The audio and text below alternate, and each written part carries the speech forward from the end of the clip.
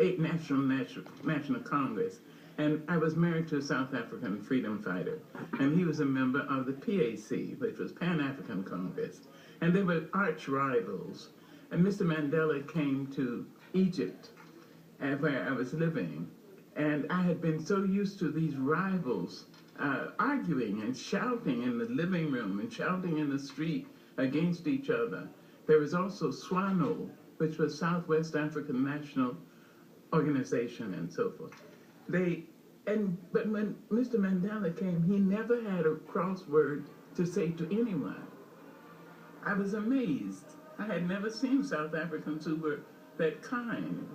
He had a compliment to give to everybody, including my housekeeper and the doorman. It was amazing. A gentle giant he was. You know, you have written a wonderful poem celebrating his life and his passing. The State Department has put it out on a video. I want to ask you about it, how this came about, but let me just play just a short clip of the beginning of this poem, if you'll listen with me. The news came on the wings of a wind, reluctant to carry its burden. Nelson Mandela's day is done. The news expected and still unwelcome reached us in the United States, and suddenly our world became somber. Our skies were leaden. His day is done. Now, we're going to close our broadcast this morning with your poem, Ms. Angelou, but I wanted to ask you, how did you come to write this? How did this come about, and when did you do it? Thank you. The State Department, persons from the State Department telephoned me when he was very sick about a year and a half ago, and they asked if I would write a poem or write a tribute to him from my people, from the American people. And I said yes. I wrote it, but I also had to agree that I would not even speak about it or release it until 48 hours after he was actually dead, and I agreed. So I did it, and I sent it to them and to the State Department. The State Department sent a crew down, and I recorded it. But then I never mentioned it again to anyone, including, close friends and family members. I just wouldn't do it. Well, so, you didn't mention it to us. We didn't know about it until it came out. I'd like to tell people, you can find this on the State Department website. You can go to YouTube. You can find it on the CBS website. We will be posting it. It is called His Day is Done, and we're going to close the broadcast, as I said just a second ago, with your poem. It is such a wonderful piece of work. What did Nelson Mandela mean to you?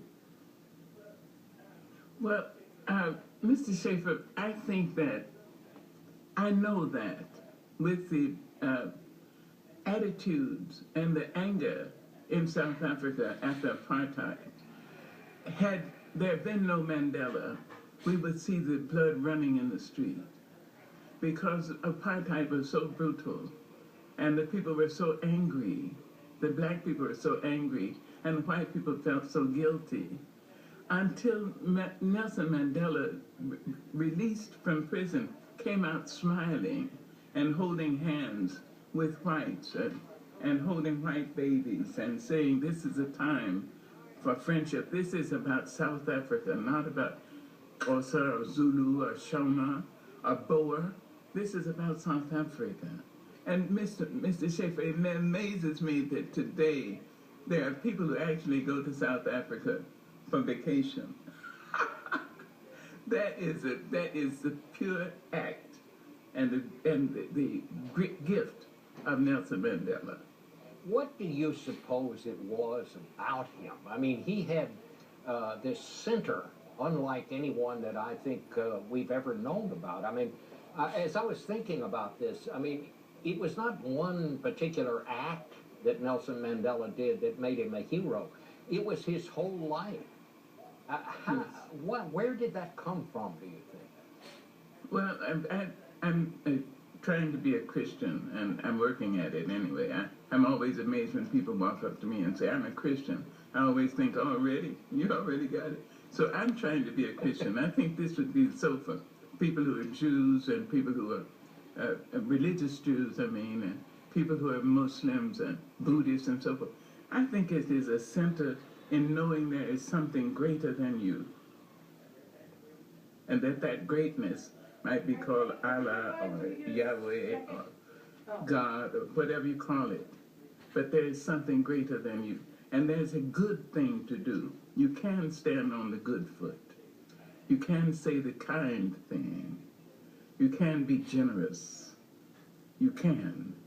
And he showed us that. He showed us also that... Sorry. Go ahead. Well, he also showed us how liberating it is to forgive. If you were to pass on to the world one thing about Nelson Mandela, what would it be? I would talk about his kindness. You see, I think you can't really forgive unless you're very kind. And so you forgive a person or persons or systems, you forgive them, and then you don't have to drag them around with you every day and all night long. And so you do it, it's a gift to yourself to forgive. And I would say that Nelson Mandela's gift to the world was his ability to forgive. We will play your poem at the conclusion of our broadcast. Maya Angelou, it is always a pleasure, may I say an honor, to have you with us this morning. I thank you so much, and I've been so excited to speak to you. Thank you very much. Thank you. What a cutie. 6 years.